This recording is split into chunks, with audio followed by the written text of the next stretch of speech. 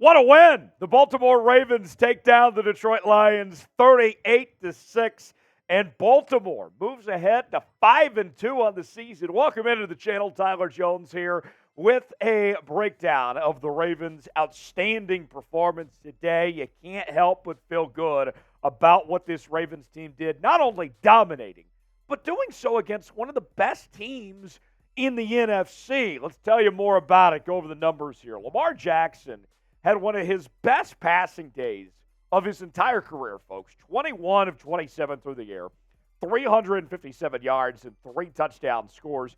And he was also effective on the ground as well. 9 carries, 36 yards, and a rushing touchdown. Lamar was Lamarvelous. Meanwhile, the rushing game, Gus Edwards led the Ravens in rushings, 14 carries for 64 yards and a touchdown. But that wasn't all he did.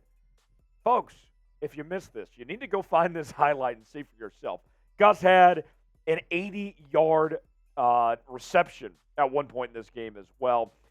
Meanwhile, Zay Flowers had 4 catches for 75 yards, and the Ravens win. We're going to break this down piece by piece. But first, let's tell you about the injury news.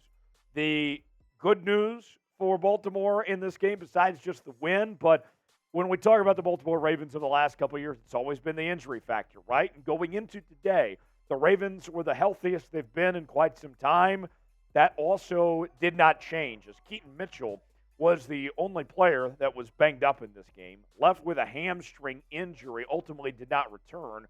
But I think it was a precautionary measure. They showed him in the sidelines afterwards, and he was moving around okay, so it may have been a circumstance where, hey, the Ravens had such a big lead and were playing so well, they didn't want to push it out there. So we'll continue to see if we get an update on Keaton Mitchell's status, but at the very least, things looking very good for the Ravens off of their best win, their best performance so far in 2023. So, Ravens fans, no better way to celebrate that Ravens victory than subbing for Ravens dubs. We are nearing 13,000 subscribers on the channel. Need your help to reach that next milestone, just over 230 away from doing so. Subscribe now for daily news and rumors. We're doing live shows, watch parties for some of the marquee games throughout the season, also doing Q&A mailbags, and you better believe we're going to be all over the trade deadline as people are speculating. Could the Ravens make a big move here in the coming days? You better believe we're going to break it all down right here on Ravens Rundown. Subscribe now for free. You'll be glad you did. Let's start out talking about Lamar Jackson. And I got to say, coming into today, there was some questions about how Todd Monken was using Lamar in this offense, that we hadn't seen Lamar necessarily play to his full potential for a lot of factors. We're not sitting here blaming Lamar, but one of them had to do with the offensive line play, and schematically was Lamar fitting into what Todd Monken was trying to do. Today was a complete football game where the offensive line, the OC, and Lamar Jackson were all on the same page. That's as good as you can ask for from Lamar Jackson, where he was complete in every phase of this game. And what we're seeing out of this offense, of what Todd Monken is doing with Lamar Jackson, is where Todd Monken is saying, look, we're not doing as many design runs as we used to, that they are making business decisions of focusing on Lamar to where he gets the majority of his runs coming from the scrambles, not as much design runs. And that is being used effectively. And today was another example of that, where if the defense breaks down, if an opportunity opens, Lamar can still go get that first down, make that play that way. And I think we're seeing where both Todd Monken and Lamar Jackson are becoming comfortable with each other and their roles and how they are effective in this offense. I really like it. What is your one-word reaction to the Ravens win against the Detroit Lions? My one word is domination. You dominated in all 3 phases today. Offense, defense, special teams. That was about as perfect a performance you could ask for. Give me your one-word reaction in the comment section. Let me know what it is. Today's show is sponsored by Prize Picks, one of our newer partners here at Chat Sports. And you may be asking yourself, what is Prize Picks? What does Prize Picks do? Well, that's where I come in and tell you about it. Prize Picks is daily fantasy made easy. Here's how it works. You pick 2 or more players, and they're given a number to hit, whether it's in receptions or receiving yards, passing yards, some statistic of some sorts. And it's your job to predict, will they hit more or less of that number?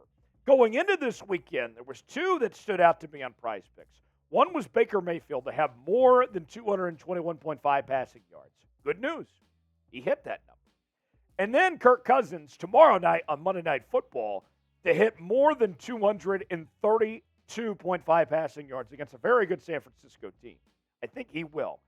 You could join me on Prize Picks and play along or find your own daily fantasy slips to fill in. Do so at prizepicks.com/CLNS. Use the promo code CLNS for a $100 deposit match. The link is in the comments and the description of today's video. Check out Prize Picks today. You'll be glad you did. Some more numbers. Gus Edwards. I got to tell you, I really love what we saw from the Gus bus today. Did everything that he was asked of. 14 carries, 64 yards, touchdown run. We mentioned the reception he had as well. One catch for 80 yards. I'll say this. If the Ravens do add a running back at the deadline, which very well could happen, it's not an indictment on Gus Edwards. It would be an indictment of the injuries that have happened and losing guys back and forth. I mean, Keaton Mitchell again today, and we'll see what his status is. But if you add another piece, like Justice Hill was solid today, if you add more to this run game, it's not saying these guys aren't good enough. It's saying, hey, look, we keep losing guys, depending on the week, whatever maybe, we need another body, another guy we can count on. I think that would be the case if they decide to go get another runner on that front. Receiving-wise, Zay Flowers. We love Zay Flowers around here. Zay Flowers has been arguably the best rookie receiver in football this year, and today was another great day. You'll never complain when you end up with 4 catches for 75 yards. Zay was on it, 6 targets, brought in 4 of those. He's becoming the favorite target of Lamar Jackson, very consistent. Those two are on the same page. And Mandrews, on National Tight Ends Day, man, did he step up and perform. 2 touchdown scores, 63 yards, 4 receptions. I really like this 1-2 punch of Zay Flowers and Mark Andrews. But, folks, that's not all. OBJ, yes, BJ, was good today. 5 catches, 49 yards. We've been waiting to see OBJ come alive, and now he's starting to come into his own in this offense. Even Rashod Bateman had a couple grabs as well, 36 yards. Now we're starting to see the offense that we envisioned, that we wanted to see in Baltimore. It's coming into its own here over the last couple weeks. Today was a breakthrough day. Who is the Ravens MVP? No wrong answers on this one. Not on a victory Sunday when you have so many guys to choose from. Who are you going with? You going with Lamar? That would be the answer I would go with. You going with Gus? You going with Zay? Someone else? Get in that comment section. Let me know who that is that comes to mind of that MVP.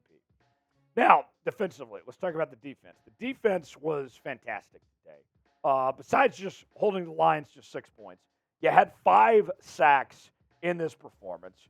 You had a total of 4 tackles for loss, 8 quarterback hits. The Lions were just off from the beginning because the defense just wreaked havoc.